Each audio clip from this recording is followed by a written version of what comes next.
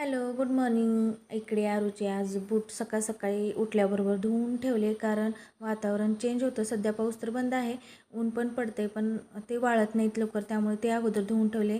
झाडून वगैरे सगळं काढून झालं होतं आणि घेवड्याच्या वेलाला दोरी बांधून तो झाडाला बांधून दिला, कारण त्याच्याने वेल चांगला व्यवस्थित चढला जाईल त्यामुळे. आणि इकडे ध्रुवचं चालू होतं की मला आज शाळेमध्ये सीताफळ घेऊन जायचं आहे, तर दीदीला सांग की एवढं मोठं बनव. तो असा हाताचा आकार वगैरे करून दाखवत होता. आणि झाडाला 4-5 पेरू निघालेले, तर ध्रुव त्यातला एक पेरू खात बसल्यानं बाकीचे मांडीवरती ठेवून बसला होता. आणि आरू इकडे छान मस्तपैकी सीताफळ बनवत होती. तोपर्यंत मी झाडाची फुलं तोडून आणली, पांढरी, लाल, गुलाबी आणि मोगऱ्याची 1-2च, कारण यानंतर आता मोगऱ्याला फुलं लागत नाहीत, उन्हाळ्यामध्ये जास्त प्रमाणात लागतात.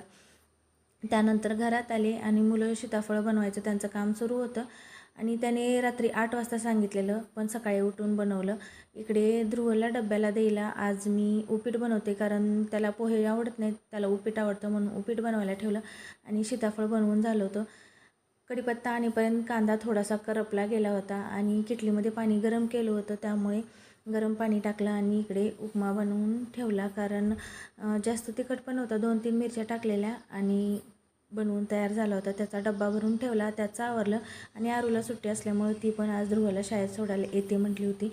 आणि तोपर्यंत तिने रॅम्पवरून गाडी खाली घेतली आणि हा बघा सीताफळ घेऊन शाळेत जाण्यासाठी तयार झालेला. आणि वातावरण पण इतकं छान होतं, कारण ऊन पण नव्हतं, इतकं मस्त वाटत होतं. ध्रुवला शाळेत सोडायला आम्ही गेलो, शाळेत सोडलं आणि त्यानंतर बघा घरी आलो. घरी आले की आरू असली की थोडंसं कामाला मदत होते. तिने देवपूजा केली होती आणि फक्त फुलं मी वाहिली आणि त्यानंतर नमस्कार वगैरे केला. त्यानंतर आरूने जे कपडे होते तर त्याच्या घड्या वगैरे पण करून ठेवल्या. आणि आज एकादशी असल्यामुळे मस्त छान अशी पूजा करून घेतली. आणि त्यानंतर तिला पोहे बनवून दिले, कारण तिला पोहे आवडतात.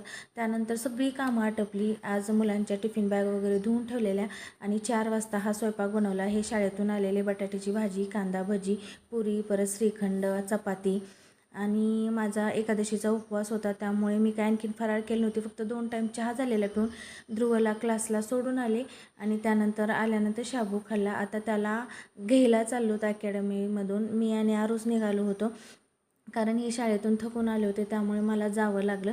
तर जाताना इतकं ट्रॅफिक लागलं होतं. आणि आज एकादशी असल्यामुळे भगवंताच्या मंदिरापाशी तर खूप गर्दी होती. त्या रोडवरती आलो ध्रुवच्या अकॅडमीमध्ये. तिकडे मॅच सुरू होती, त्यामुळे बराच वेळ थांबावं लागलं. त्याची बॅटिंग काय आली नाही. शेवटी उशीर झाला अर्धा तास आणि अंधार पडत आला होता.